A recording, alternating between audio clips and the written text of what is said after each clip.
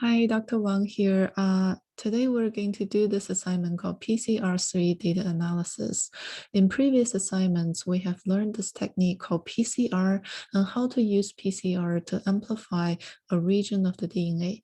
In this assignment, we're going to use this technique in a real case.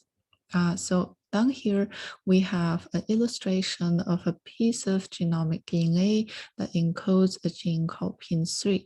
So here, this is what this gene look like. And then here are the location of two primers, primer 1 and primer 2. So scientists can create mutations for this gene PIN3 by inserting a DNA called tDNA into the middle of the gene. So this tDNA, as we can see here, is 5,000 base pair long. And there are also a couple of primers located on this piece of DNA. So now we call this the mutant allele because there's a large insertion in the middle of the gene. And all right, so now let's figure out the relative location of all the primers. So that information is provided right here. The distance between primer 2 and 3 is 500 base pair. So I'm going to mark that. Primer 2 is right here. Primer 3 is right here. And the distance in between these two positions, 500 base pair. The next piece of information between primer 1 and 3, this is 5,400 base pair. So between primer 1, which is over here, and primer 3. So this distance over here is 5,400 base pair. Right, so from this information, you would know literally how many base pair is from here to here, right? So we have a number that's right here. Let's continue to read. So we have used this information, we have used this information. The tDNA itself is 5,000 base pairs. So I'm going to highlight this information right here. So now we are going to figure out the distance between primer 1 and primer 2. So what is this distance? Okay, so from here to here. So let's see. So this entire thing, primer 1, as we can see, is located both on the wild type allele and the mutant allele. So you can find primer 1 both here and here. So primer 2, the same case, it's present in PIN3 gene itself. So it's right here on the mutant allele. So we can see how do we go from wild type to the mutant is that there is an insertion. So if we take, I'm going to call this maybe Y base pair. All right. So, and then we are going to call this X base pair. Both X and Y are numbers. Okay, so we can see if we take Y base pair, which is the distance between primer 1 and 2 in the wild type allele, and then we insert into it 5,000 base pair tDNA, right? So if we add this piece of tDNA into the wild type gene, and then this is going to give us the entire distance from primer 1 and 2, right? So then this is X base pair. Right, so we can easily see how to solve X from this illustration. And then using this equation, we can solve how many base pairs are between primer 1 and 2. So at this point, we have mapped all the distance information onto this chart, right? So solve X, solve Y.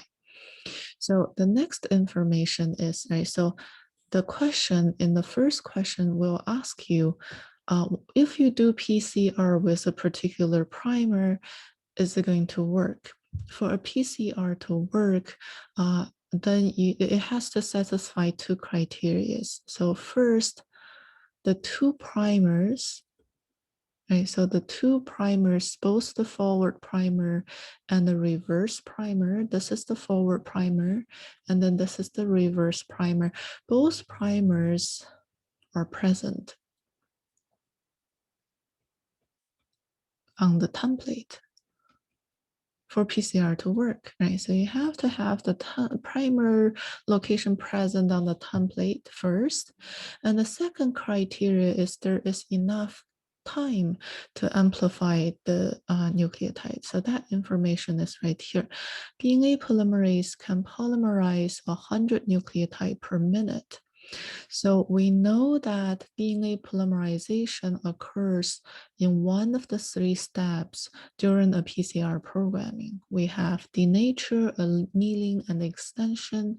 So during which step does DNA polymerization occur? So then you are going to find that time. That time is either 30 seconds or 30 seconds here or 1 minute, right? So first figure out at which temperature does DNA polymerization occur, and use that time to figure out the maximum number of nucleotide that can be produced during that time.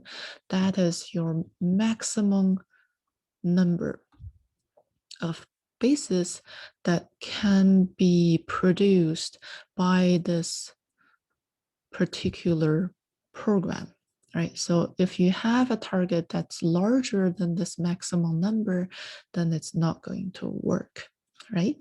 Okay, so here, enough time. I'm going to say enough time is the second criteria.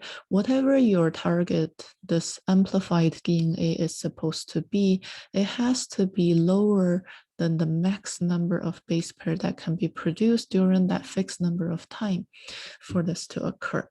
All right, so here we have just mapped all the criteria, right? So then let's look at the actual question.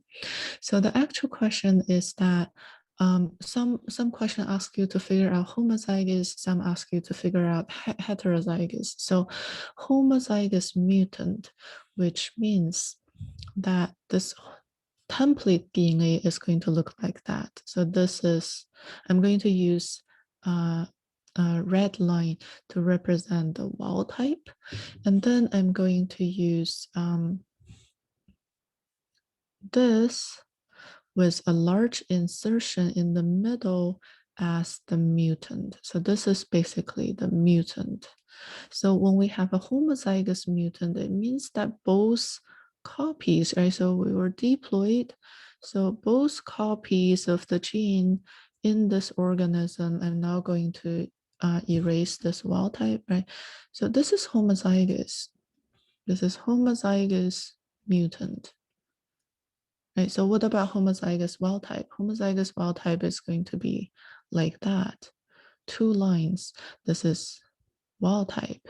And then the heterozygous is going to be 1 line from the wild type allele, and then the other one with a large insertion from the mutant allele. Okay, so here, primer 1, right? So where is primer 1? I'm going to mark primer 1. Primer 1 and 2, I'm going to use my blue marker, is present on the wild type allele, right? So basically, it's right here. That's what it looks like. Erase that little part. Okay, so and then, oh, actually, sorry, I think I draw this wrong. Let me draw this differently. So here. So the 2 wild type primers, I'm going to simplify that, are here. Okay, so primer 1 and 2 are here. So similarly, I'm going to draw them here. Okay, so first, primers are present. Primer 1 and primer 2 are actually present on both the wild type allele and the mutant allele. So I'm going to mark their position. Satisfy the first criteria. Primers are present on the template. So is there enough time? Let's see. From the wild type, it's going to produce a shorter fragment. Right? So it's just from here to here. Let me switch to, going to switch to a green. So this PCR is going to produce a smaller fragment. While over here, PCR is supposed to produce a much larger fragment. Right? So actually, let me move this. How do I Okay, sorry about this. I'm going to try to move this out of the way so we have more space. All right, so as we can see that if we use the mutant DNA as the template, it's going to produce amplified DNA that's all the way from primer 1 to primer 2, right? So this is a much larger fragment. Then you're going to see if it satisfies the second criteria. Is there enough time to produce the fragments? So if we're dealing with a homozygous mutant, that means we're looking at this situation here, right? So only this large green fragment is going to be produced. All right, so this is enough hint for the first question. So now let's look at the second question. So for the second question, it asks you to predict the effect of tDNA insertion on this gene. So first of all, we need to figure out what type of mutation is this. So in the previous lecture, we discussed the consequence of silent mutation, missense mutation, and frameshift mutation. So over here, we have a much larger insertion. So this is certainly not a single point mutation affecting just a single nucleotide. This is the insertion of 5,000 base pair fragment. So we can think of, if we insert something into the DNA, what is the consequence, right? So from the previous lecture, is it going to be a bad thing for the gene? Is there going to be still a functional gene product coming out of that mutated gene? So here, and then, right, so this is sort of how to consider first, what is the consequence of this insertion? Is it good or is it bad or is it neutral? Having considered that, let's also consider homozygous and heterozygous. So what is the consequence, right? So homozygous means that both alleles contain the insertion, homozygous mutant. So it's only going to produce a single protein product, while heterozygous mutant still contain a wild type allele. So it is still capable of producing the wild type protein. All right, so over here, so this is enough hint for the second question. So the third question actually relies on your answer for the previous question. All right, so here it's phenotype. We are moving from mutation, which is changes that occurs at the level of DNA. You're then going to make a prediction on pin3 protein. Is the protein going to be affected by this large insertion in the middle of the gene? Right, so is it good? Is it still producing a functional protein? And having said that, and then we are going to now predicting the phenotype. So what is the function of pin3?